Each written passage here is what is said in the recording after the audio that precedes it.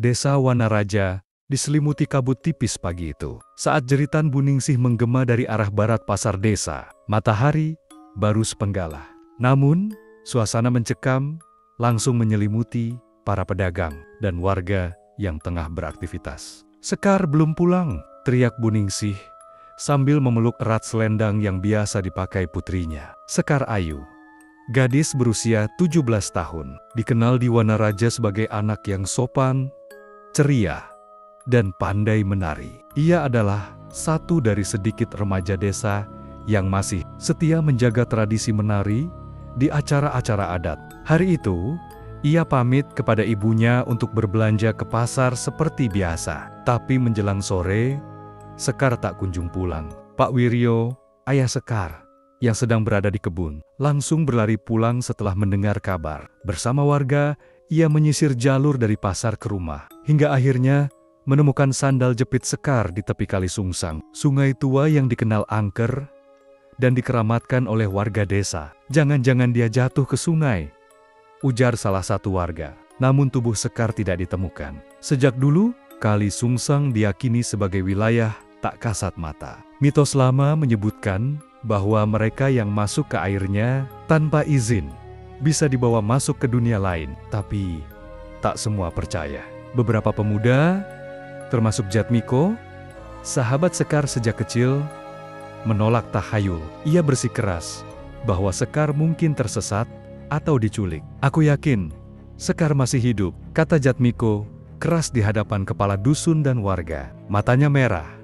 Wajahnya penuh debu dari pencarian yang ia lakukan sejak petang. Namun malam datang, dan pencarian hari itu berakhir tanpa hasil. Hari-hari berikutnya diisi dengan pencarian besar-besaran. Relawan dari desa tetangga datang membantu. Paranormal dipanggil. Bahkan tim SAR lokal sempat menyelam di dasar sungai, tapi hasilnya nihil. Tidak ada jejak, tidak ada tubuh, hanya hening dan arus sungai yang tak pernah berubah. Buningsih menolak menggelar kenduri kematian.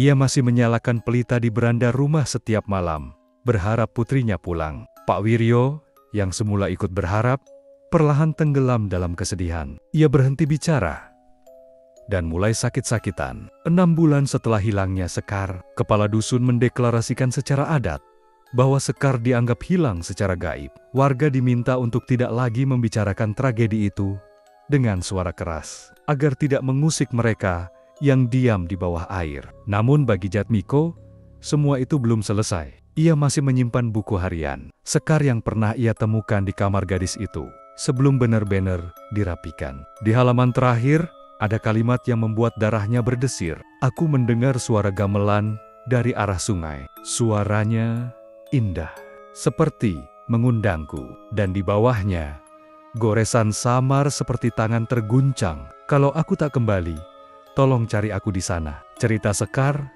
baru saja dimulai, dan desa Wanaraja belum tahu. Mimpi buruk mereka belum berakhir.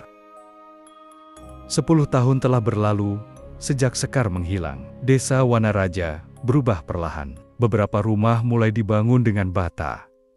Jalan desa diperbaiki, dan sinyal internet mulai masuk meski tersendat. Tapi satu yang tak pernah berubah, sunyi mencekam setiap kali ada yang menyebut nama Sekar Ayu. Buningsih kini tinggal sendirian. Suaminya, Pak Wiryo, telah meninggal 4 tahun lalu karena sakit yang tak jelas. Sejak itu, ia jarang keluar rumah, kecuali ke pasar atau ke masjid. Di berandanya, pelita tua yang sama masih menyala setiap malam. Bahkan saat hujan deras mengguyur, banyak yang menyebut Buningsih sudah kehilangan akal. Tapi bagi Jatmiko, yang kini berusia 27 tahun dan menjadi guru SD di desa, Buningsih adalah simbol keteguhan. Ia selalu menyapa wanita tua itu setiap pagi saat berangkat mengajar. Kadang, mereka berbincang sebentar tentang Sekar. Walau dengan kata kota yang makin lama makin pelan, Jatmiko tidak pernah lupa. Di dalam laci mejanya, masih tersimpan rapi buku harian Sekar,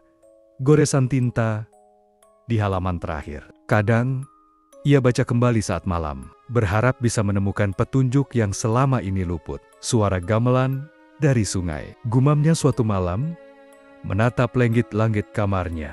Pikiran itu terus menghantuinya. Ia bahkan pernah merekam suara malam di tepi kali Sungsang menggunakan ponselnya. Tapi hasilnya selalu kosong, hanya suara jangkrik, kodok, dan sesekali desir angin. Beberapa warga desa mulai percaya bahwa Sekar telah menjadi bagian dari mereka yang hidup di alam bawah. Ada pula yang bilang Sekar telah menjadi penari istana gaib, legenda lama yang sudah nyaris dilupakan. Namun bagi Jatmiko, Sekar bukan cerita, ia adalah orang nyata. Ia adalah sahabat, mungkin lebih. Dan yang nyata tidak bisa dihapus begitu saja. Suatu malam, Jatmiko bermimpi.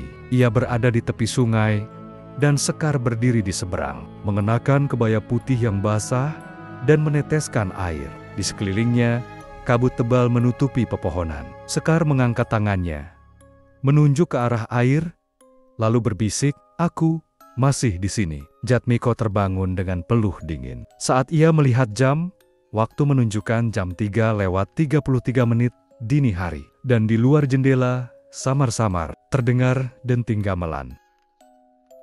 Malam itu, hujan turun tipis. Jalan desa sepi. Hanya sesekali terdengar suara motor tua yang melintas menuju pasar. Di antara suara gerimis dan gesekan ranting, terdengar langkah pelan dari arah selatan desa. Seorang sopir truk yang baru saja mengantar muatan logistik ke gudang desa menghentikan kendaraannya. Di bawah cahaya lampu depan, sosok perempuan berdiri diam di pinggir jalan, mengenakan pakaian kebaya yang basah dan usang. Rambut panjangnya menutupi sebagian wajah. "Mbak, sendirian?" tanya sopir itu setelah menurunkan kaca. Tak ada jawaban. Gadis itu hanya menoleh pelan, tatapannya kosong. Tapi wajahnya muda, terlalu muda. Sopir itu akhirnya membukakan pintu dan menawarkan tumpangan sampai ke balai desa. Sepanjang perjalanan, gadis itu diam, hanya sesekali mengusap tangannya yang dingin seperti es. Sesampainya di balai desa, ia turun, lalu mengucapkan, "Terima kasih," dengan suara pelan, nyaris seperti bisikan. Keesokan paginya, kepala dusun dan beberapa warga gempar. Gadis itu dikenali sebagai Sekar Ayu. Baju yang dikenakannya persis seperti yang ia kenakan 10 tahun lalu. Dan wajahnya tak berubah sedikit pun. Ia masih terlihat seperti remaja 17 tahun. Bu Ningsih langsung dipanggil. Saat melihat putrinya berdiri di tengah balai desa, pelan dan masih kuyup, wanita itu berlari dan memeluk Sekar sambil menangis histeris. Tapi Sekar hanya berdiri kaku. Ia tak menangis, tak juga tersenyum. Ia hanya berkata, "Saya pulang." Jatmiko datang belakangan, terpaku di pintu balai desa. Wajahnya memucat. Ia menatap Sekar tanpa percaya. Gadis itu menoleh pelan padanya, dan senyum samar terbit di wajahnya. Namun, di balik haru itu, mulai muncul keanehan. Sekar tak mengenal siapapun selain ibunya dan Jatmiko. Ia tak ingat sekolah, tak ingat pasar, tak ingat siapa dirinya sebelum hilang. Tapi satu hal yang ia katakan terus berulang, "Aku dengar suara musik." Lalu, semuanya gelap. Dan setiap malam, sejak ia kembali, suara gamelan mulai terdengar lagi di tepi sungai. Kali Sungsang, seakan merayakan kepulangan seseorang. Setelah 2 hari berlalu sejak kepulangan Sekar, suasana desa Wanaraja masih belum sepenuhnya tenang. Banyak warga yang penasaran, namun takut untuk mendekat. Ada yang percaya Sekar benar-benar kembali. Ada pula yang curiga bahwa sosok itu bukanlah Sekar yang asli. Di dalam rumahnya, Sekar duduk diam menatap jendela. Bu Ningsih tak henti menjaganya. Ia menyiapkan makanan, menyisir rambut putrinya, dan bahkan membacakan dua-dua pendek seperti saat Sekar masih kecil. Namun, Sekar lebih sering diam. Tatapannya kosong, dan ia sering terdiam menatap dinding selama berjam-jam. "Sekar, kamu masih ingat siapa Jatmiko?" tanya Bu Ningsih pelan, sambil menyodorkan segelas teh hangat. Sekar menggeleng pelan. Namanya familiar, tapi aku tidak bisa melihat wajahnya, jawabnya dengan suara serak. Jatmiko, yang datang setiap sore, tak menyerah. Ia membawa foto-foto lama, kenangan masa kecil, mainan boneka tanah liat yang dulu mereka buat bersama. Tapi hasilnya tetap nihil. Sekar tak mengingatnya. Namun anehnya, saat Jatmiko duduk diam di dekatnya, Sekar merasa nyaman, seperti ada sesuatu yang tertanam dalam tubuhnya, yang tidak bisa dijelaskan oleh akal. Malam itu, saat Jatmiko pamit pulang, Sekar menatap ke arah pintu rumah yang terbuka. Suaranya lirih saat berkata, "Jangan pulang lewat jalan sungai." Jatmiko membalikkan badan. "Kenapa?" Sekar menunduk. Matanya mulai berkaca-kaca. "Mereka belum selesai dengan aku." Perkataan itu membuat darah Jatmiko berdesir. Ia bertanya pada dirinya sendiri. Siapa mereka? Apa yang sebenarnya terjadi selama 10 tahun ini? Malamnya Buningsih terbangun karena suara Sekar yang berbicara sendiri. Dari balik pintu kamar, ia mendengar, "Ya, aku tahu, tapi aku belum siap kembali." Tidak, tidak, jangan bawa dia, biarkan dia tetap di sini. Saat Buningsih masuk, Sekar tengah duduk di pojok kamar, menatap ke langit-langit. Matanya hitam legam, pupilnya melebar. Tapi saat ibunya menyentuh bahunya, Sekar langsung tersadar dan menangis keras. Keesokan harinya, kepala dusun memanggil Jatmiko dan meminta penjelasan. Beberapa warga melapor melihat sosok wanita berkebaya putih berjalan menyusuri pematang sawah malam-malam. Padahal Sekar mengaku tak pernah keluar. Jatmiko semakin yakin ada sesuatu yang dibawa Sekar dari dunia lain, sesuatu yang belum tuntas. Dan malam berikutnya, suara gamelan kembali terdengar. Kali ini lebih dekat dari sebelumnya. Sudah seminggu sejak Sekar kembali ke rumah. Namun alih-alih membaik, kondisi mentalnya justru makin tak menentu. Ia kerap berbicara sendiri, menulis dengan bahasa yang tak dipahami siapapun, dan beberapa kali ditemukan berdiri diam di dekat sungai tengah malam. Jatmiko, yang makin khawatir, mulai mencari bantuan keluar desa. Ia mendatangi seorang tokoh spiritual di desa sebelah bernama Pak Darmo. Lelaki tua itu dikenal memiliki kemampuan membaca jejak gaib melalui benda-benda yang bersinggungan langsung dengan alam lain. "Bawa aku ke tempat dia ditemukan," ujar Pak Darmo setelah Jatmiko menunjukkan salah satu sisir kayu Sekar. Malam itu mereka pergi ke Kali Sungsang. Angin malam menggigilkan tubuh, dan pepohonan di sekitar sungai mengeluarkan suara lirih seperti bisikan. Pak Darmo duduk bersila di tanah, menggumamkan doa dan mantra. Tiba-tiba ia berhenti. Wajahnya tegang. "Gadis ini belum sepenuhnya kembali," katanya lirih. "Ruhnya masih setengah di seberang, dan yang menjaganya belum ingin melepas." Jatmiko tertegun. "Apa maksudnya?" Pak Darmo menatapnya serius. "Dia dibawa ke alam penunggu air. Tempat itu tidak mengenal waktu. Tapi waktu kita terus berjalan, ia masih seperti dulu karena ia hidup di antara dua dunia. Dan kau tahu apa artinya?" Jatmiko mengangguk perlahan. "Ia bisa kembali atau lenyap selamanya." Malam itu, Sekar kembali terbangun. Ia berteriak dalam tidurnya. Tubuhnya menggigil hebat. Keringat dingin membasahi seluruh bajunya. Buningsih mencoba menenangkannya. Namun Sekar menatapnya dengan mata yang bukan miliknya. Suaranya berubah, berat, dan bergema. "Kalian mencuri milik kami. Ia harus kembali." Keesokan paginya, Jatmiko dan Buningsih menemui Pak Darmo untuk mencari jalan keluar. Lelaki tua itu hanya mengangguk dan berkata, "Kita harus melakukan upacara pelepasan, tapi harus di malam Jumat Kliwon, saat tabir antara dunia paling tipis dan Jumat Kliwon tinggal 2 malam lagi."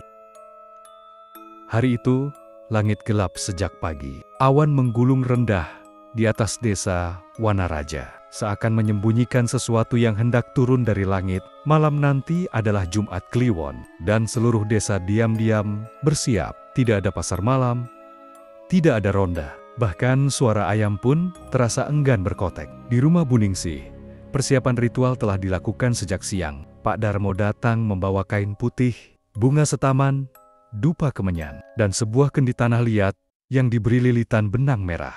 Sekar tampak lelah.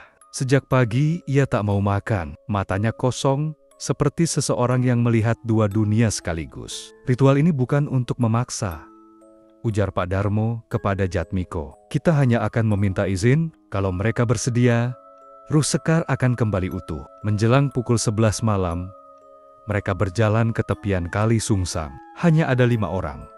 Pak Darmo, Jatmiko, Buningsih, Sekar, dan seorang pembantu ritual dari desa tetangga. Kabut turun lebih pekat dari biasanya. Di tengah gelap, suara gemericik air bercampur gamelan sahup sayup terdengar. Bukan dari kejauhan, tapi dari bawah tanah, dari dalam air. Pak Darmo membakar kemenyan, lalu menabur bunga ke permukaan sungai. Ia mulai membaca doa-doa, kadang berbisik dalam bahasa kuno yang bahkan Jatmiko tak paham. Sekar duduk bersila di tepi air, wajahnya pucat, namun pasrah. Tiba-tiba air sungai tenang itu beriak. Dari permukaannya muncul buih, lalu gelembung, dan sepasang tangan putih pucat menyembul sesaat. Sekar menjerit, tubuhnya kejang. Tapi Pak Darmo terus membaca mantra. Jangan, hentikan, serunya pada Jatmiko yang hendak mendekat. Kalau kita hentikan sekarang, mereka akan menarik Sekar kembali. Dari dalam kabut, muncul suara perempuan menembang. Suara itu lembut namun memilukan, menyayat, seperti nyanyian pengantar ajal. Sekar menangis. Aku tak ingin kembali ke sana. Pak Darmo meletakkan kendi ke tengah pusaran kecil air. Api lilin menyala di atasnya, meski angin kencang menerpa. Tiba-tiba, jeritan Sekar berhenti. Ia jatuh pingsan. Seketika suasana menjadi hening. Gamelan berhenti. Air sungai kembali tenang. Kabut menguap pelan-pelan, menyisakan embun dan aroma kemenyan. Pak Darmo menarik napas berat. Ia selamat. Untuk malam ini, Jatmiko segera mengangkat tubuh Sekar. Di leher gadis itu muncul bekas memar panjang, seperti bekas cengkeraman tangan dari dunia lain. Namun, semua belum berakhir. Pak Darmo memandang langit, gelap dan berbisik pelan. Mereka belum menyerah. Sejak ritual di malam Jumat Kliwon, kondisi Sekar tampak sedikit membaik. Ia mulai bisa bicara lebih jelas, bahkan mengenali beberapa tetangga dan menyebut nama-nama lama yang dulu ia akrabi. Namun di balik perubahan itu, Jatmiko merasa sesuatu masih mengintai. Seperti bayangan yang tak bisa diusir cahaya. Pada malam ketiga, setelah ritual, Buningsih terbangun karena mendengar suara pintu rumah yang berderit pelan. Ia keluar dari kamar dan mendapati Sekar tidak ada di tempat tidurnya. Panik, ia memanggil-manggil, lalu menemukan Sekar berdiri di halaman belakang, menghadap ke arah hutan di sisi sungai. Sekar, kamu kenapa nak? Sekar menoleh, matanya merah seperti habis menangis. Mereka masih memanggilku, Bu. Mereka belum pergi. Keesokan harinya, Jatmiko dan Pak Darmo datang untuk memeriksa keadaan. Pak Darmo duduk lama memandangi Sekar, lalu berkata, ada jejak yang tertinggal dalam dirinya, seperti bekas tali yang putus, tapi simpulnya masih tertancap. Hari mulai gelap ketika mereka bertiga duduk di serambi rumah Buningsih. Pak Darmo menyeruput teh hangat sambil menatap pohon jambu besar di depan halaman. Jangan biarkan dia sendirian di malam hari. Dan satu hal penting, ia berhenti sejenak, menatap Jatmiko tajam. Jika kau mulai merasa dia bukan Sekar yang kau kenal, jangan lawan. Biarkan. Catat. Amati. Karena roh tak suka ditantang. Malam itu, Jatmiko membawa buku catatan kecil. Ia duduk diam di beranda, mengamati rumah dari luar. Sekitar pukul 2 pagi, ia melihat Sekar berdiri di jendela kamarnya. Matanya menatap kosong ke arah sawah gelap. Tapi yang membuat bulu kuduk Jatmiko meremang adalah bayangan lain di belakangnya. Sosok kurus tinggi, berdiri tepat di belakang Sekar. Tanpa wajah, Jatmiko berlari masuk. Tapi saat sampai di kamar, hanya Sekar yang ada di sana, terpejam dan tertidur lelap. Namun di kaca jendela, bekas embun memperlihatkan 5 jejak jari besar dari luar. Dan sejak malam itu, Jatmiko tahu permainan belum selesai. Pagi itu langit mendung dan burung-burung enggan berkicau. Jatmiko mendatangi rumah Buningsih dengan ekspresi muram. Ia menunjukkan secari kertas lusuh yang ia temukan di teras rumahnya. Tertulis dengan tulisan tangan Sekar, "Aku harus kembali. Mereka menungguku di tepi air." Sekar menghilang dari rumah tanpa sepengetahuan siapapun. Buningsih menangis sejadi-jadinya. Tubuhnya limbung ditopang oleh tetangga yang datang membantu. Jatmiko segera berlari menuju arah sungai. Satu-satunya tempat yang bisa Sekar datangi di tengah kondisi seperti ini. Sesampainya di Kali Sungsang, Jatmiko mendapati sesuatu yang aneh. Di atas batu besar dekat aliran dangkal, Sekar berdiri sendirian. Ia mengenakan kebaya yang sama seperti 10 tahun lalu. Matanya tertutup, kedua tangannya menggenggam bunga setaman. "Sekar!" teriak Jatmiko. Sekar membuka mata perlahan. Ada air mata di pipinya. "Aku harus menuntaskan janji." Jatmiko perlahan mendekat, tapi angin tiba-tiba bertiup kencang, membuat daun-daun berputar seperti pusaran. Air sungai beriak tak wajar, dan suara gamelan kembali terdengar. Kali ini jelas dan menyayat. Dari arah hutan, suara langkah kaki terdengar. Bukan satu, tapi banyak. Bayangan-bayangan hitam muncul di balik pepohonan. Bentuk mereka tinggi, tak berbentuk jelas. Hanya mata yang bersinar merah di tengah kegelapan. Pak Darmo muncul tak lama kemudian, bersama beberapa warga dan seorang dukun. Wanita muda yang diperkenalkan sebagai cucunya ini sudah melewati batas. "Kita harus mengurung pintu antara dunia," katanya cepat. Ritual darurat dilakukan. Lingkaran garam ditabur, dupa dinyalakan, mantra dilantunkan cepat. Sekar berteriak histeris. Suaranya berubah-ubah. Kadang suaranya sendiri, kadang seperti anak-anak, kadang seperti perempuan tua yang merintih.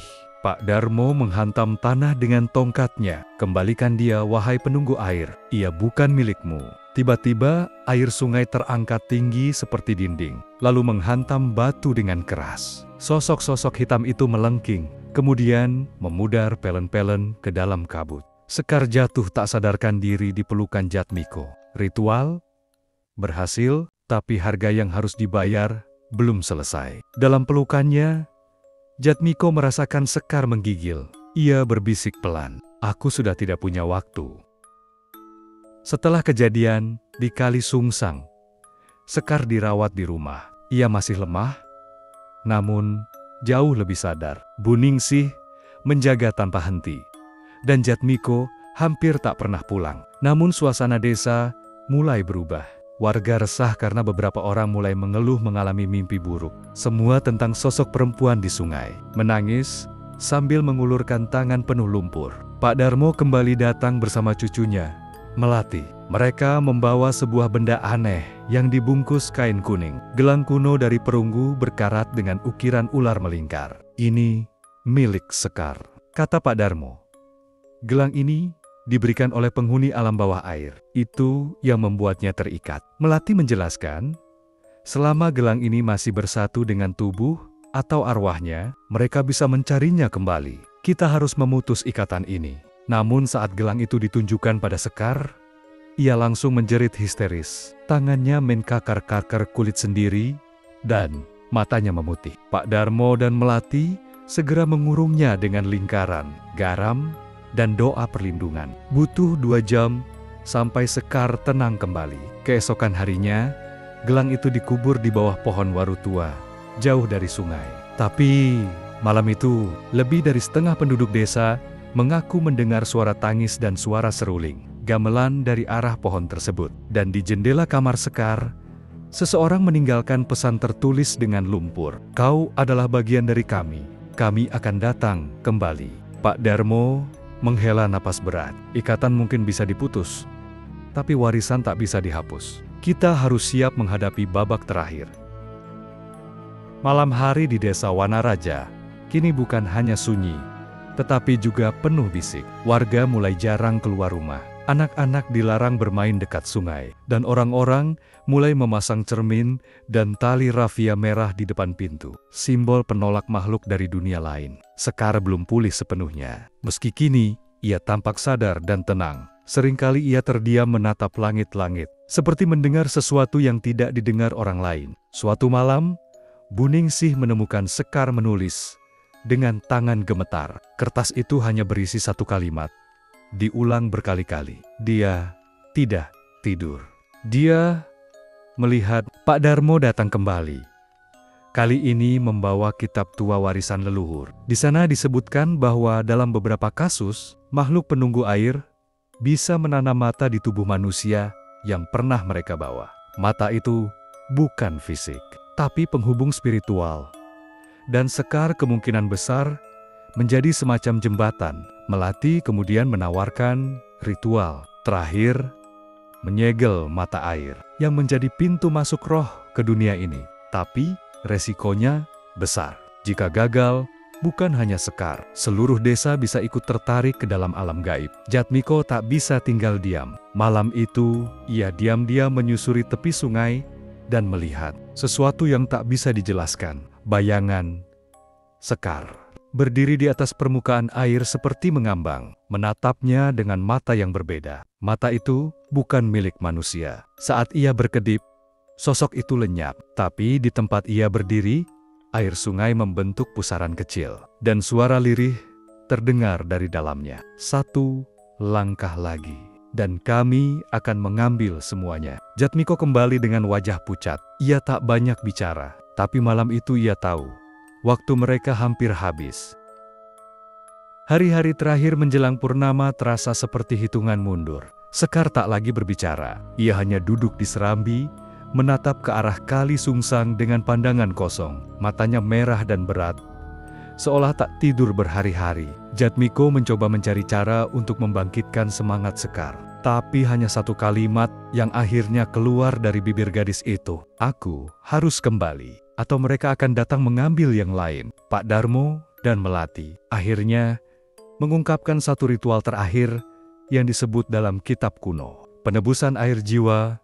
Ritual itu bisa memutus seluruh ikatan antara manusia dan dunia gaib. Tapi harus ada satu penukar yang bersedia mengorbankan diri sebagai tumbal penutup. Warga desa dikumpulkan di balai dusun. Keputusan besar harus diambil. Namun tak seorang pun mau mengambil peran sebagai penukar. Sunyi menyelimuti ruangan sampai Sekar sendiri maju ke depan. Aku yang akan menjadi penukar. Aku yang membuka pintu ini. Aku juga yang akan menutupnya. Teriakan Buningsih pecah di tengah ruang. Jatmiko mencoba menghentikan keputusan Sekar. Tapi ia tahu, ini satu-satunya jalan. Malam itu, ritual dilakukan di tengah sungai. Sekar berdiri di atas batu besar.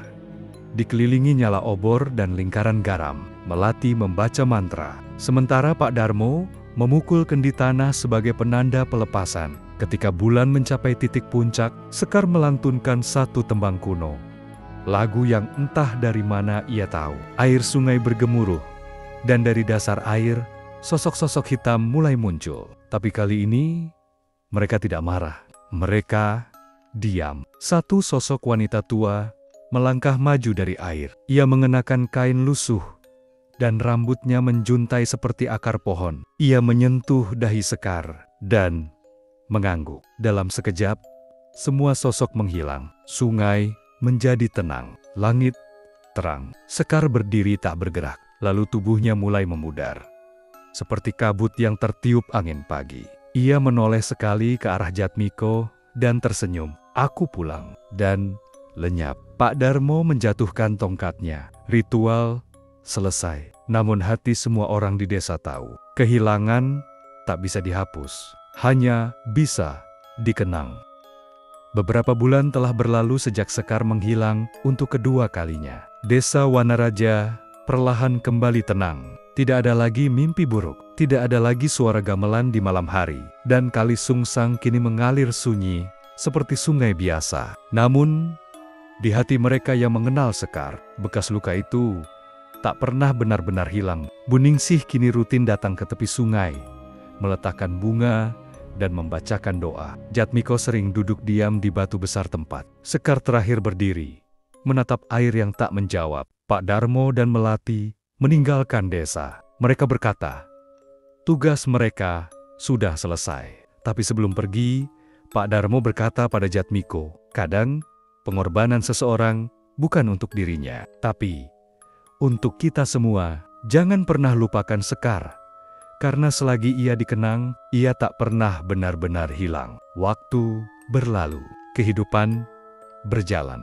Tapi setiap kali malam tiba dan kabut turun pelen-pelen di tepi kali Sungsang. Kadang terdengar suara langkah ringan dan tembang kecil dari kejauhan. Beberapa warga bersumpah pernah melihat sosok perempuan muda berdiri di bawah pohon waru, mengenakan kebaya putih dan tersenyum pelan sebelum menghilang dalam kabut. Dan bagi Jatmiko, senyum itu sudah cukup untuk menjawab satu pertanyaan. Sekar mungkin tak pernah benar-benar kembali, tapi ia juga tak pernah benar-benar pergi.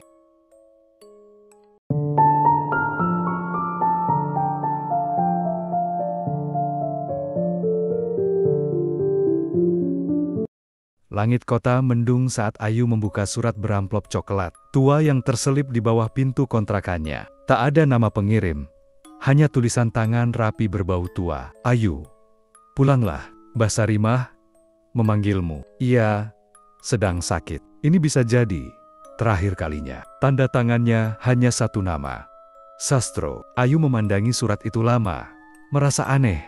Surat, bukan telepon, bukan pesan WhatsApp. Siapa yang masih kirim surat di zaman sekarang? Ayu menarik napas panjang, menatap kalender.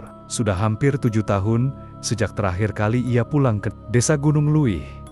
Desa kecil di pegunungan yang terpencil, tempat ia dulu bermain di halaman rumah neneknya yang luas, mengejar ayam dan tidur di pangkuan nenek sambil diceritakan kisah-kisah zaman dulu. Tapi sejak ayah dan ibunya meninggal dalam kecelakaan mobil saat ia SMA, semua hubungan dengan desa itu putus. Nenek tak pernah datang ke kota, dan Ayu terlalu sibuk bertahan hidup. Namun entah kenapa, surat itu seperti menggenggam hatinya erat. Ada rasa bersalah, ada sesuatu yang belum selesai.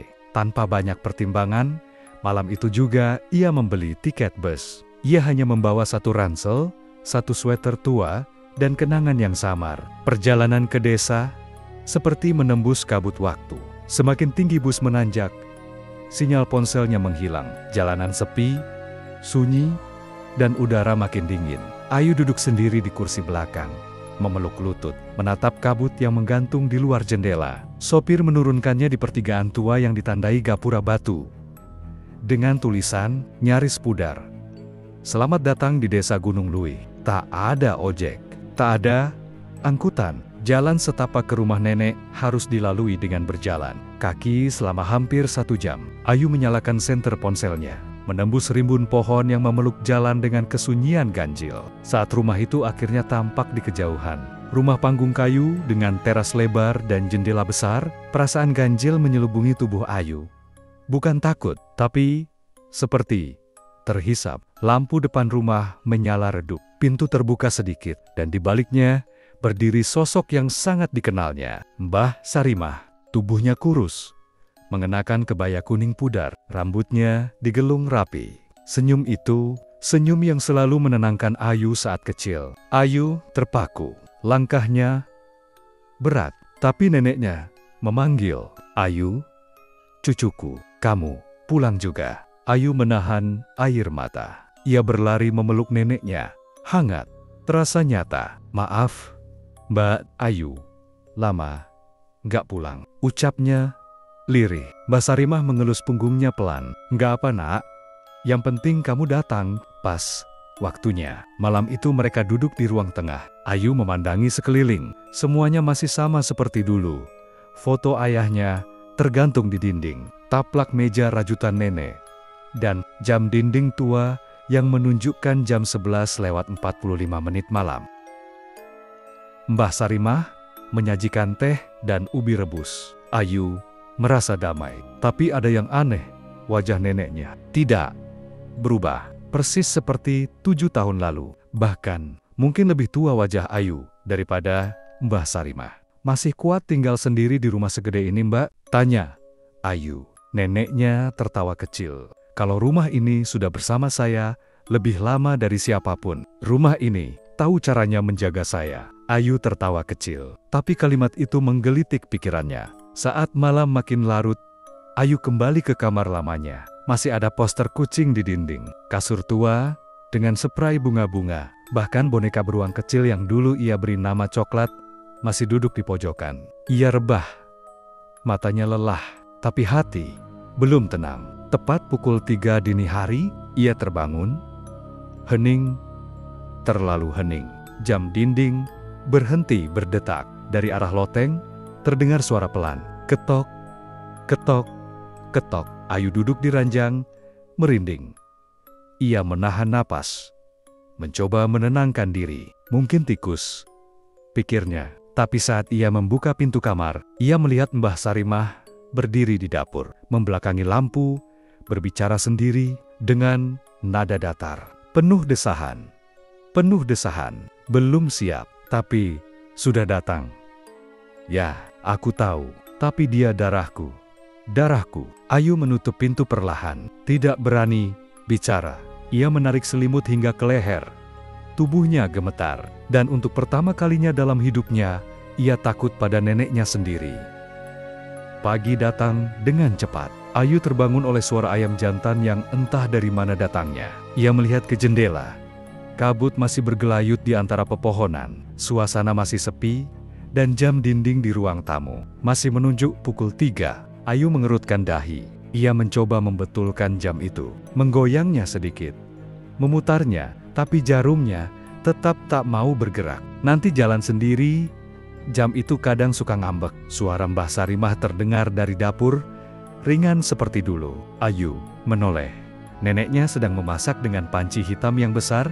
Uap mengepul dari rebusan. Aroma rempah bercampur kayu tua menyebar ke seluruh ruangan. Tadi malam, aku dengar suara dari loteng, Mbak, ucap Ayu, sambil menyendok teh ke dalam cangkir. Mbah Sarimah diam sebentar. Tikus atau angin? Rumah tua ini sudah biasa bersuara. Ayu menatap wajah neneknya. Sekilas seperti ada guratan kekhawatiran. Cepat sekali menghilang. Atau mungkin hanya perasaannya saja. Pagi itu, Ayu membersihkan halaman rumah. Rerumputan tinggi, daun kering menumpuk, dan ayunan tua di pohon jambu masih menggantung seperti dulu, tapi sudah berkarat. Saat menyapu, ia melihat sesuatu di balik semak. Sebuah papan kayu kecil, setengah terkubur tanah. Ia menariknya. Tertulis, Rani, 1996 sampai 2005. Cucu kesayangan. Ayu tertegun. Rani, pikirnya. Ia mencoba mengingat. Nama itu seperti familiar, tapi kenapa tak pernah dibicarakan siapapun? Menjelang siang, Ayu memutuskan turun ke warung desa. Ia ingin membeli sabun dan sekalian bertanya soal surat yang ia terima. Warung hanya dijaga oleh seorang ibu tua. Saat Ayu menyebutkan namanya dan rumah Mbah Sarimah, wajah wanita itu langsung berubah kaku. Rumah itu kosong, enduk. Sudah lama, enggak ada yang tinggal di sana. Ayu tertawa kecil. Mengira ibu itu salah. Saya semalam tidur di sana. Nenek saya masih sehat kok. Wanita itu tak menjawab. Tangannya gemetar saat mengembalikan uang kembalian. Ia berbisik, hampir tak terdengar. Kalau kamu masih waras, jangan tinggal lebih dari 3 malam. Nenekmu sudah nggak seperti dulu. Saat sore menjelang, awan menggantung rendah. Ayu kembali ke rumah.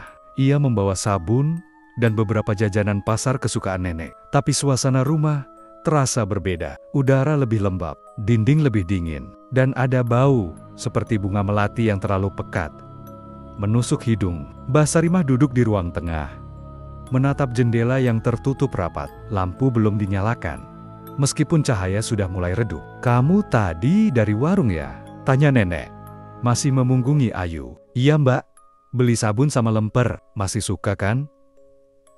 Nenek mengangguk, tapi tanpa berbalik. Jangan terlalu sering bicara dengan orang luar. Mulut mereka banyak fitnah. Mereka nggak suka kalau rumah ini hidup lagi. Malam kedua, Ayu memutuskan untuk tidur lebih awal. Tapi perasaan tidak enak mulai tumbuh di dalam dadanya. Ia mencoba menenangkan diri dengan memutar lagu di ponsel. Tapi tidak ada sinyal. Bahkan musik yang sudah diunduh pun tak bisa diputar. Layarnya hanya gelap sebentar, lalu mati. Jam di dinding masih 03,0. Ayu melirik ke langit-langit. Langkah kecil terdengar lagi dari loteng. Ketok, ketok, seret.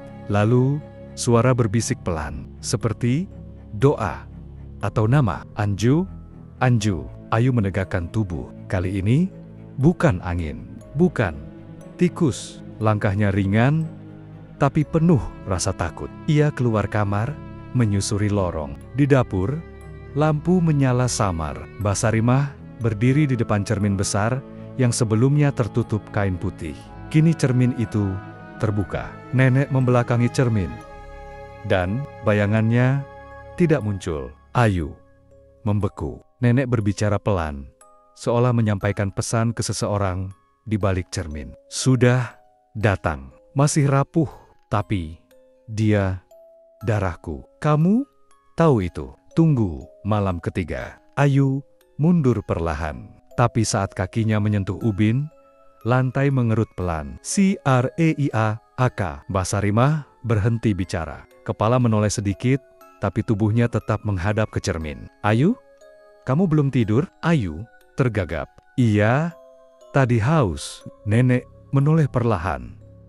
Matanya tidak seperti tadi pagi. Kelopak mata sedikit membiru. Pupilnya membesar, nyaris menutupi seluruh bola mata. Kalau haus, ambil di teko. Tapi jangan dekati cermin itu lagi. Itu bukan untukmu. Ayu kembali ke kamar. Ia mengunci pintu, menarik kursi untuk menahan gagang. Tangannya gemetar saat menulis catatan di buku hariannya. Jam mati. Cermin terbuka. Nenek bicara ke cermin. Tidak ada bayangan. Matanya aneh. Aku harus cari tahu besok. Di luar, jam dinding berdetak sekali. Tiba-tiba, lalu diam kembali. Detaknya berhenti tepat pukul 03,0. Pagi itu, Ayu duduk di teras rumah sambil menatap kebun yang sepi. Hujan gerimis menyelimuti desa Gunung Luweh, membuat suasana makin muram. Di atas pangkuannya, sebuah catatan kecil berisi nama yang terus mengganggu pikirannya. Rani, 1996 sampai 2005. Cucu kesayangan. Ia memandangi halaman yang mengarah ke pohon jambu. Tempat papan nama kayu itu terkubur sebagian. Siapa? Rani? Kenapa Ayu tidak pernah mendengar cerita tentangnya dari ayah atau nenek? Dan kenapa makam itu tidak pernah disebut-sebut? Satu-satunya cara mendapatkan jawaban bertanya langsung ke warga desa. Sekali lagi, Ayu turun ke warung yang sama seperti kemarin. Tapi kali ini ia menyusuri gang kecil ke rami-rama penduduk. Ia mengetuk pintu rumah seorang ibu tua yang dikenalnya saat kecil, Bu Narti. Setelah basa-basi dan sedikit pengantar, Ayu akhirnya bertanya, Bu Narti, Mbah Sarimah sehat-sehat aja ya? Kemarin saya sampai rumah beliau, kok nggak ada yang mampir? Bu Narti menatapnya lama, lalu perlahan menggeleng. Ayu, rumah Mbah Sarimah sudah kosong sejak lama. Kamu pasti salah rumah. Ayu tersenyum gugup. Enggak Bu, saya tidur di rumah itu 2 malam. Nenek saya yang masak. Bahkan ia berhenti, ingin menyebut soal suara dari loteng, tapi merasa itu akan membuatnya terdengar gila. Bu Narti mendekat dan memegang tangannya pelan. Sayang, Mbah Sarimah meninggal 10 tahun lalu. Ditemukan warga setelah berminggu-minggu tak keluar rumah. Waktu itu kamu belum sempat datang ke pemakamannya. Rumah itu dikosongkan. Ayu pulang dengan pikiran kacau. Sore sudah turun, dan kabut makin tebal. Ia membuka ponsel, mencoba membuka berita, lama tapi tak ada sinyal. Seperti biasa, saat memasuki rumah, Ayu melihat Mbah Sarimah duduk di ruang tengah. Tak ada lampu, hanya bayangan tubuhnya yang kurus menatap kosong ke arah pintu masuk. Kamu pergi jauh, Ayu. Suara neneknya datar, tak ada nada lembut seperti biasa. Ayu mengangguk perlahan. Ke warung. Nenek gak nyariin. Aku tahu, kamu akan kembali. Nenek berdiri. Perlahan, langkahnya tak bersuara, seperti menyatu dengan lantai kayu. Rumah ini akan selalu memanggil darahnya kembali. Ayu menelan ludah. Ia masuk kamar, menutup pintu, dan menguncinya. Tapi saat hendak menaruh ransel di meja, ia menyadari satu hal. Ranselnya sudah terbuka. Pakaian berantakan. Buku hariannya terbuka di halaman yang berisi catatan tengah malamnya. Jam mati. Cermin terbuka. Nenek bicara ke cermin. Tidak ada bayangan. Matanya aneh. Tulisan itu kini disilang dengan tinta merah. Dan di bawahnya ada tulisan lain. Bukan tulisan tangannya. Jangan cari tahu, atau kamu menyusul Rani. Malam ketiga mulai turun. Ayu duduk di ranjang, memeluk lututnya. Ia mulai mempertanyakan segalanya. Apakah ia mulai kehilangan akal? Apakah semua ini hanya perasaan bersalah yang mewujud dalam halusinasi? Jam masih menunjukkan 03,0. Tak pernah bergerak, tidak pernah berdetak. Dan dari arah ruang tengah, suara lembut terdengar. Ayu, sayangku, keluar. Sebentar, Mbah mau bicara. Bukan suara neneknya. Itu suara ibunya. Ayu membeku. Ibunya sudah meninggal. Dan suara itu perlahan berubah. Lebih berat, lebih serak. Ayu, kamu anak baik. Tapi kamu harus ganti Mbah. Biar rumah ini tetap hidup. Ayu meraih senter dan tali kecil dari tasnya. Ia duduk membelakangi pintu, mencoba menahan tubuhnya agar tak gemetar. Di luar kamar, lantai berderit pertanda langkah nenek, atau apapun itu, semakin dekat. Ketok, ketok, pintu kamarnya digedor pelan. Ayu menutup matanya, dan saat ia membuka lagi, tulisan merah di dinding kamarnya kini menyala samar. Malam ketiga, waktunya memilih, pergi, atau menjadi bagian dari rumah ini. Pagi hari di desa Gunung Luweh selalu tampak kelabu. Kabut menggantung rendah, menyelimuti pepohonan seperti jaring laba-laba raksasa. Ayu duduk di meja makan, memandangi secangkir teh yang tak disentuh. Ia nyaris tak tidur semalam. Suara ketukan di pintu, suara ibunya yang meniru-niru, dan tulisan merah di dinding semuanya membuat tubuhnya terasa beku. Mbah Sarimah duduk di seberangnya, tenang, seperti tak terjadi apa-apa. Kamu pucat, Yu?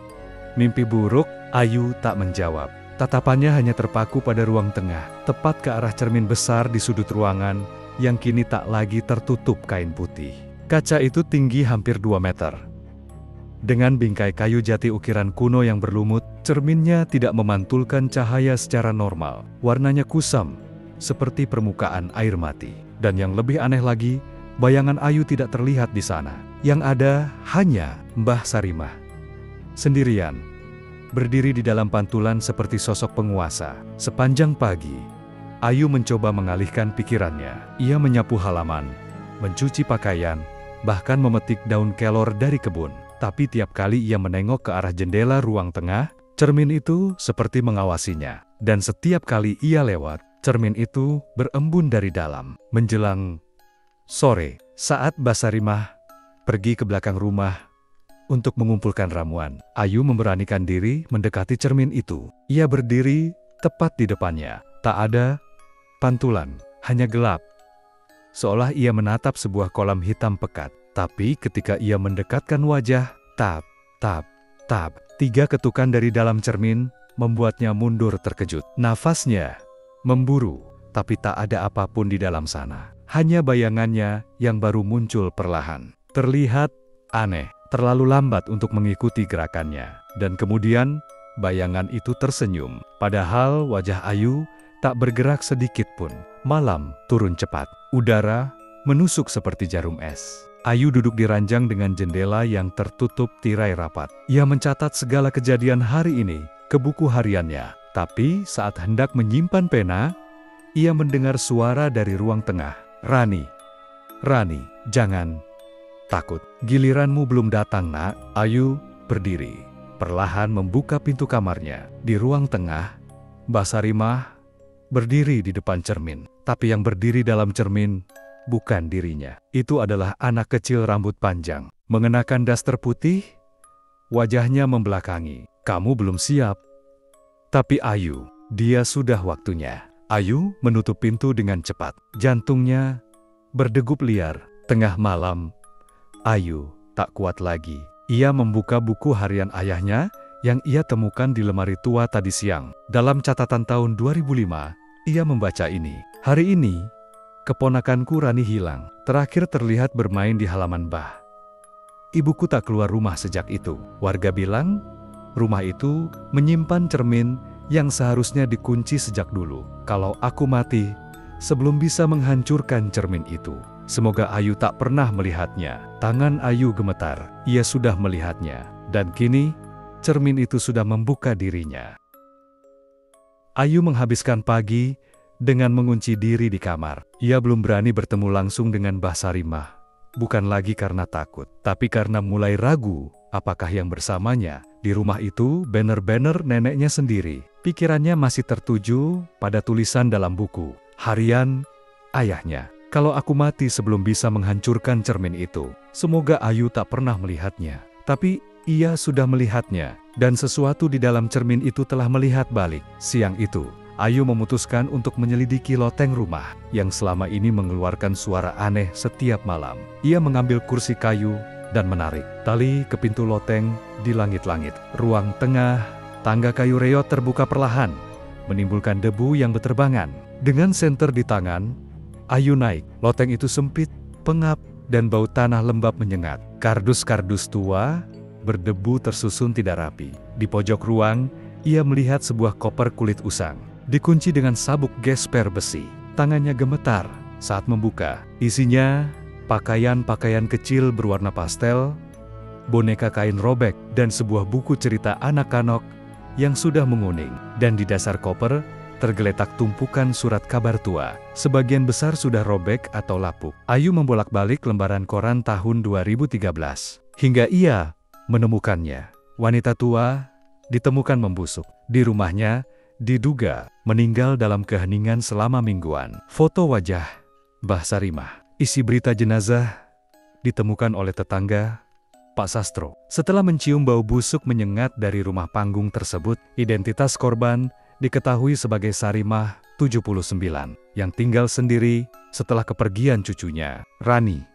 Pada tahun 2005, Ayu tak bisa bernapas. Neneknya sudah meninggal 10 tahun lalu, tapi selama ini ia memeluk, berbicara, dan makan bersama seseorang yang mengaku Mbah Sarimah. Ayu turun dari loteng dengan tubuh gemetar. Di bawah, Mbah Sarimah sudah berdiri di kaki tangga, menatapnya dengan mata kosong.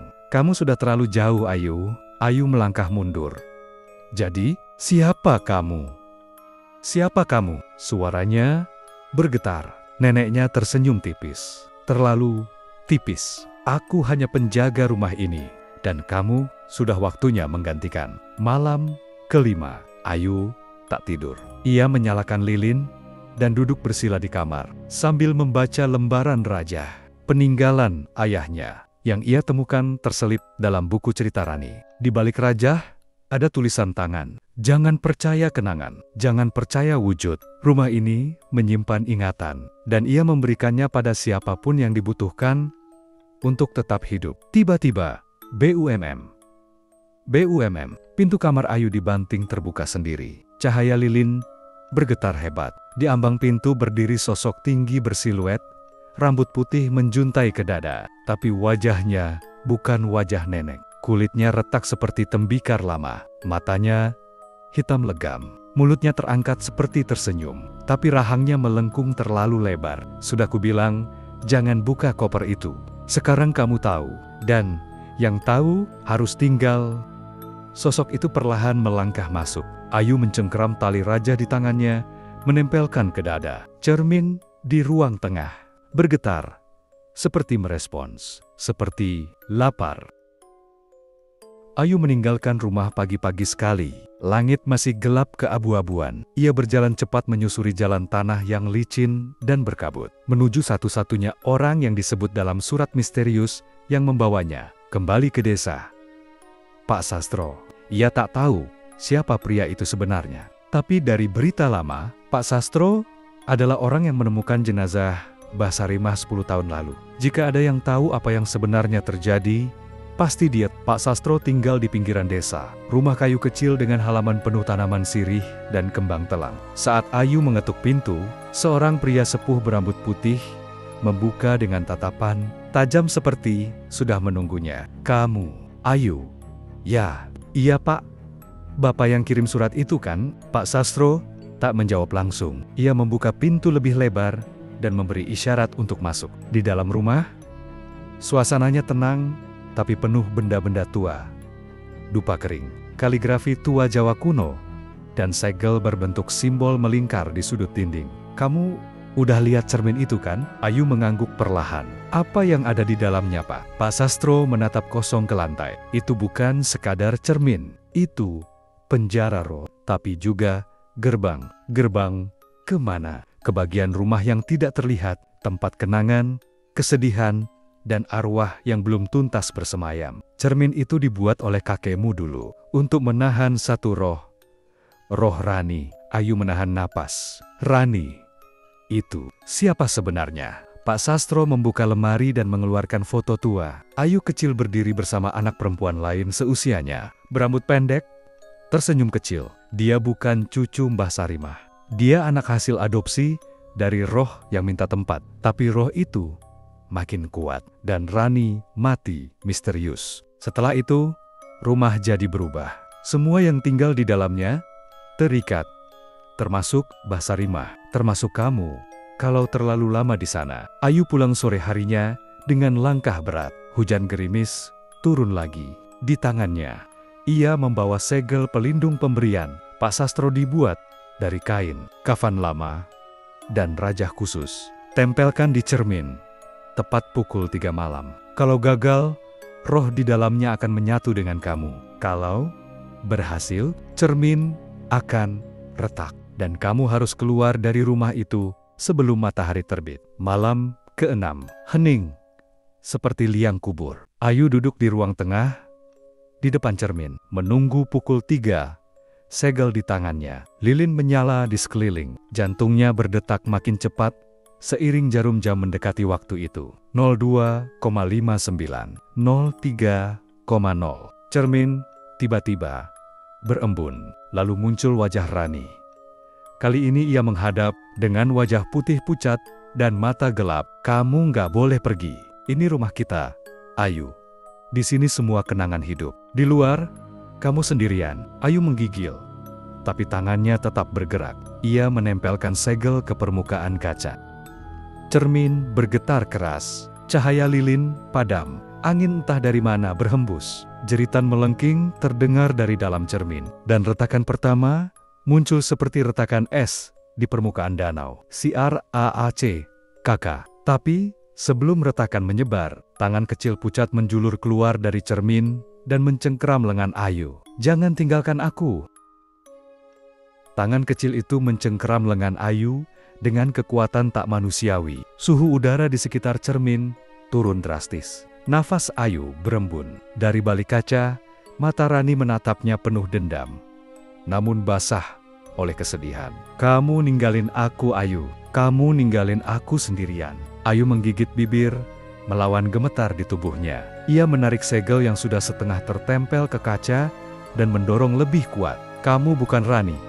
Rani sudah pergi. Kamu cuma sisa kenangan yang ditinggalkan rumah ini. Cermin berderak. Retakan menyebar cepat. Suara seperti ribuan jari kuku menggores dari balik kaca memenuhi ruang tengah. Lilin-lilin menyala terang sekejap, lalu padam bersamaan. Suara jeritan menusuk, tinggi dan melengking, memenuhi seluruh rumah. Dan kemudian, sunyi, sangat sunyi. Cermin pecah. Sebagian, retakan menyebar seperti sarang laba-laba. Tapi tak hancur total. Ayu jatuh terduduk, tangannya berdarah karena goresan kaca. Tapi, ia masih hidup. Masih sadar, masih di sini. Jam menunjukkan jam 3:12 menit. Ia hanya punya kurang dari 2 jam sebelum matahari terbit. Ia harus keluar sekarang. Namun begitu Ayu beranjak berdiri dan berlari ke pintu depan, ia mendapati sesuatu yang tak masuk akal. Pintu itu tak ada. Dinding kayu yang sebelumnya adalah jalan keluar, kini berubah menjadi tembok polos. Jendela pun tertutup rapat, tak menunjukkan apapun selain kegelapan. Ayu melangkah mundur, peluh dingin mengalir. Ia berputar. Ruang tamu itu bukan lagi ruang yang sama. Rumah telah berubah. Ia mencoba mencari jalan keluar lewat dapur belakang. Tapi begitu membuka pintu itu, ia justru melihat dirinya sendiri sedang duduk di ruang tengah. Punggungnya menghadap ke pintu. Pakaian yang sama, rambut yang sama. Itu aku. Ayu mundur pelan. Tapi suara dari sosok dirinya di ruang tengah berbicara tanpa menoleh. Kamu boleh pergi, Ayu. Tapi seseorang harus menggantikanmu. Rumah ini harus tetap hidup. Kalau tidak, semuanya akan berulang dari awal. Ayu berlari ke loteng, mencari ruang yang belum terdistorsi. Di sana, ia melihat boneka tua milik Rani berdiri sendiri di tengah ruangan, dengan mata kancing yang kini berkedip. Di sebelah boneka, sebuah jam tua berdetak satu-satunya, benda yang masih menunjukkan waktu sebenarnya. Pukul 04,03, kurang dari 1 jam. Ia merobek bagian lantai loteng dan mendapati papan tua yang bisa dijadikan jalan keluar. Tapi saat hendak turun, suara lembut terdengar dari balik gelap. Kalau kamu keluar, dia akan menggantikanmu. Dia akan jadi kamu, dan kamu akan tinggal di sini selamanya. Ayu menoleh cepat. Di belakangnya, cermin yang sudah retak kini menampakkan pantulan dirinya sendiri tersenyum, tapi tanpa mata. Mulutnya bergerak, menirukan suara Ayu sendiri. Rumah ini tidak butuh orang baru. Rumah ini hanya butuh pengganti. Ayu melompat. Kayu loteng patah. Ia jatuh ke ruang bawah, menabrak meja tua. Tapi, ia berdiri lagi. Berdarah, lelah, tapi belum menyerah. Dengan sisa tenaga, Ayu berlari menuju arah dapur. Kali ini, jendela belakang terbuka. Udara segar menyambutnya. Cahaya matahari pertama mulai mengalir dari balik pohon-pohon. Ia melompat keluar, tepat saat terdengar jeritan panjang dari dalam rumah. Jeritan itu bukan milik Rani, bukan Mbah Sarimah, bukan siapapun. Tapi suara rumah itu sendiri seperti makhluk yang kehilangan mangsanya. Ayu terhuyung menjauh, berjalan tanpa alas kaki, tanpa arah, menuju sinar pagi yang mulai merekah. Rumah itu tertinggal, tapi tidak hancur. Ayu tersandung di jalan tanah, kakinya luka, tangannya masih bergetar. Matahari pagi menyembul malu-malu di balik kabut. Desa Gunung Luih. Ia berhasil keluar dari rumah itu.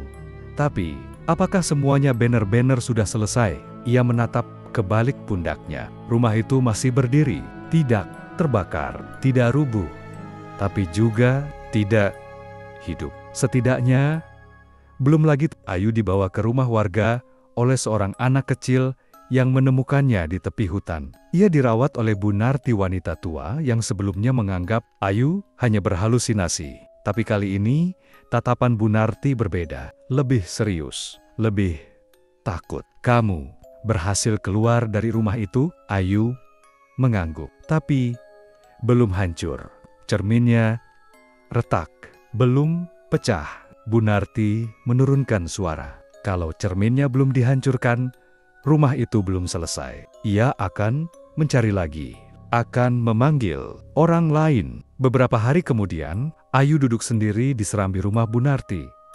Luka di tangannya belum sembuh, tapi yang lebih parah bukan lukanya, melainkan mimpi yang datang setiap malam. Dalam mimpinya, ia melihat lorong rumah neneknya panjang, berputar, tanpa ujung. Di ujung lorong, Rani berdiri membelakanginya. Setiap malam, Rani makin mendekat, makin nyata. Dan ketika Ayu bangun, ia selalu melihat bayangan dirinya sendiri di kaca jendela, berdiri lebih dekat daripada seharusnya. Pagi ketiga, setelah kabur dari rumah, Ayu menemukan sesuatu tergeletak di bawah bantalnya. Boneka kain milik Rani, yang sebelumnya ia tinggalkan di loteng. Jantung Ayu berdegup kencang. Ia tahu apa artinya itu. Rumah itu belum selesai denganmu. Malam hari, Ayu membakar boneka itu di halaman belakang. Tapi begitu api menyala, angin bertiup kencang dari arah rumah tua. Dari kejauhan, terdengar suara tangisan. Tangisan anak kecil, disusul tawa kecil seperti memanggil. Ayo main, yuk. Bu Narti langsung keluar, memercikan air dari kendi ke sekeliling halaman sambil melafalkan doa-doa lama. Kamu harus pergi dari desa ini, yuk. Sebelum rumah itu menemukan cara untuk menarikmu kembali. Esok harinya, Ayu bersiap pergi. Tapi sebelum naik ke mobil travel, seseorang memanggil dari seberang jalan. Pak Sastro. Ia berdiri diam, lalu memberikan sebuah gulungan kertas tua. Ini rajah terakhir dari ayahmu, disembunyikan sebelum dia menghilang. Ayu membuka gulungan itu. Di dalamnya tertulis satu kalimat besar. Rumah itu hidup selama ada yang mengingatnya. Lupakan, atau kamu akan kembali. Dalam perjalanan meninggalkan desa, Ayu menatap cermin kecil di tasnya. Untuk sesaat, ia melihat cahaya berkedip dari belakang seperti sepasang mata kecil menatap dari kursi kosong di belakang mobil. Ia membuang cermin itu keluar jendela tanpa pikir panjang. Tapi begitu mobil berhenti di persimpangan kota, sopir menoleh dengan ekspresi aneh. "Mbak, kok tadi sempat duduk berdua ya? Sekarang tinggal sendiri." Perjalanan Ayu keluar dari desa Gunung Luwih memakan waktu 3 jam. Mobil travel melintasi hutan, sawah, dan kota kecil yang asing. Tapi meski tubuhnya meninggalkan desa itu, pikirannya tidak. Ia terus mengingat kata-kata sopir yang sempat menoleh dengan heran. "Mbak, tadi sempat duduk berdua ya? Sekarang tinggal sendiri." Berdua? Dengan siapa? Ayu duduk di baris kedua sendirian. Tapi, sebelum masuk mobil tadi, ia memang sempat menoleh ke kursi belakang dan, untuk sepersekian detik, ia melihat bayangan kecil berpakaian putih. Ia menepisnya. Mungkin hanya bayangan. Mungkin sesampainya di rumah kontrakan di kota, Ayu mencoba kembali hidup normal. Ia mandi, membersihkan diri, lalu duduk menyalakan TV. Tapi kanal manapun yang ia pilih, suara anak kecil selalu terdengar, samar di latar belakang. "Ayu, Ayu, ayo, main." Ia langsung mematikan TV. Malam hari, ia memeriksa koper yang ia bawa dari desa. Semuanya lengkap. Tapi di sela-sela pakaian, ia menemukan satu lembar kertas kosong kecuali sebuah kalimat yang tertulis dengan tinta merah samar. "Aku ikut Ayu. Kita main di rumahmu sekarang." Tangannya langsung melempar kertas itu. Tapi ketika ia berbalik, boneka kain yang sudah ia bakar beberapa hari lalu kini tergeletak di meja makan. Tak terbakar, utuh. Malam itu Ayu tidak tidur. Ia menyalakan semua lampu, mengunci semua jendela dan pintu. Tapi tepat pukul 3 dini hari, listrik padam. Dalam gelap, suara langkah kecil terdengar dari arah dapur. Pelan, berderit, kemudian suara sendok jatuh. Air menetes, dan akhirnya suara seorang anak. "Ayu, ini bukan mimpi kan?" Ayu berlari ke kamar mandi, mengunci diri. Ia memandangi cermin kecil di atas wastafel. Untuk sesaat, tak ada apapun. Tapi, perlahan, embun muncul dari dalam kaca. Bukan dari uap, dari sisi lain. Dan ketika cermin mulai jernih, ia melihat Rani. Rambutnya basah, matanya hitam, tapi wajahnya kini bukan seperti hantu, melainkan wajah Ayu sendiri. "Kalau kamu lupa aku, Ayu, aku akan jadi kamu. Gantian, ya?" Ayu menjerit. Esok paginya, tetangga sebelah mendengar suara teriakan dari kontrakan Ayu. Polisi dipanggil, tapi saat pintu dibuka, rumah itu kosong. Tidak ada jejak Ayu, tidak ada tanda perlawanan, tidak ada koper, hanya satu benda yang tertinggal di atas meja makan. Sebuah foto lama. Isinya, 2 anak kecil berdiri berdampingan. Yang satu mengenakan baju merah, rambut dikuncir. Yang satunya baju putih, rambut panjang, tersenyum kecil. Di belakang foto itu, ada tulisan, "Rani dan Ayu sekarang tinggal satu." Setelah menghilang dari kontrakan, Ayu menjadi kabar buram di koran-koran lokal. Disebut sebagai wanita muda terakhir yang menginap di rumah Sarimah. Hilangnya Ayu menambah daftar panjang orang-orang yang pernah bersinggungan dengan rumah itu, lalu tak pernah kembali dengan utuh. Namun cerita ini tidak berakhir di sana. 2 minggu kemudian, seorang mahasiswi bernama Intan yang sedang menyusun skripsi bertema ritual kejawen dan ruang gaib mendatangi desa Gunung Luwih. Ia tertarik oleh kisah urban legend, rumah Sarimah yang disebut tak bisa dihancurkan, tak bisa ditinggalkan sepenuhnya. Warga menolak bicara. Semua menunduk setiap kali nama rumah itu disebut. Tapi ada satu hal yang aneh. Saat Intan memperlihatkan foto-foto, artikel berita tentang hilangnya Ayu, seorang warga tua menunjuk ke gambar itu dan berbisik, "Itu Ayu. Kemarin duduk di warung, beli kopi dan rokok." Intan kebingungan. "Ayu sudah menghilang. Tidak mungkin ia kembali tanpa jejak. Ia pun menyusuri desa lebih dalam, hingga ke area rumah tua Sarimah. Rumah itu masih berdiri, kosong, namun tak rusak, seperti menunggu. Dan di depan rumah, berdiri seorang perempuan muda, mengenakan jaket coklat dan jeans biru. "Kamu, Intan?" "Ya," tanyanya. "Iya. Kamu Ayu?" Perempuan itu tersenyum. "Iya, aku Ayu." Intan langsung mengambil foto sebagai bukti. Tapi, ketika melihat layar ponselnya perempuan itu tidak terekam. Layar kamera hanya menampilkan rumah kosong. Intan berlari menjauh. Ia kembali ke penginapan desa dan mengirim pesan pada dosennya, mengabarkan apa yang ia alami. Namun malam itu, saat Intan mandi dan menatap cermin kecil di kamar, ia mendapati sosok Ayu berdiri di belakangnya. Tapi, wajahnya bukan lagi wajah manusia. Matanya sepenuhnya hitam, kulitnya terlalu licin, terlalu sempurna, seperti dibuat ulang dari memori. "Sekarang giliranku." "Jadi, kamu..." Keesokan paginya, Intan check out dari penginapan seperti biasa. Ramah, tenang, senyum manis. Ia berjalan ke halte bus dan duduk diam, mengenakan jaket coklat dan jeans biru. Sama persis seperti Ayu. Sopir bus menatapnya sambil menyalakan mesin. "Dari Gunung Luwe, ya Mbak?" "Iya," jawabnya. "Namanya siapa?" Perempuan itu tersenyum datar. "Ayu. Aku Ayu." Setelah tubuh Ayu menghilang, tapi wajah dan kehadirannya tetap muncul dalam bentuk yang berbeda. Cerita mulai bergeser ke Intan.